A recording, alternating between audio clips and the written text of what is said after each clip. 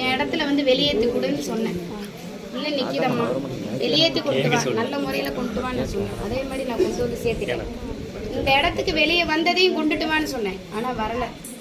வேணா வந்து வேற ஒரு பொம்பளை மூலமாக அந்த இடத்துல வந்துக்கிட்டு இருக்கு. புரியுதா? அந்த நேரத்தில் நீ அந்த இடத்துல தடுமாறி நிற்கிற, உன்னோட தொழில் அந்த இடத்துல முடக்கப்படுது. இப்போ நீ அந்த இடத்துல வேலைக்காரி ஆகிட்ட, தொழில் வேற இடத்துக்கு கைக்கு போயிடுச்சு. சரியா?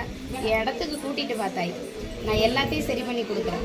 நீ மட்டும் வந்து கண்ணீர் விட்டு எந்த பொருள் நீ சொன்ன வாக்குக்கு நான் கொடுத்தேன்.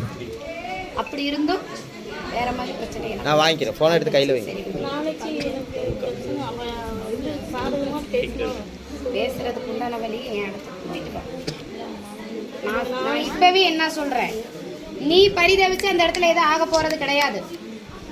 நீ பரிதவிச்சு அந்த இடத்துல எதுவும் ஆக போறது கிடையாது. சம்மதப்பட்ட ஆளு வேற, உனக்கு அதுக்கு சம்மதம் கிடையாது. சம்மதப்பட்ட ஆளு வேற, ஆனா நீ அந்த இடத்துல பண்ணிக்கிற எடுத்துட்டு போ. சரி விடி கொடுத்தாரு. சரியா? முடிச்சுட்டு இடத்துக்கு கூட்டிட்டு வா. சரி, அமைதியாக உண்டான வழியை தான்.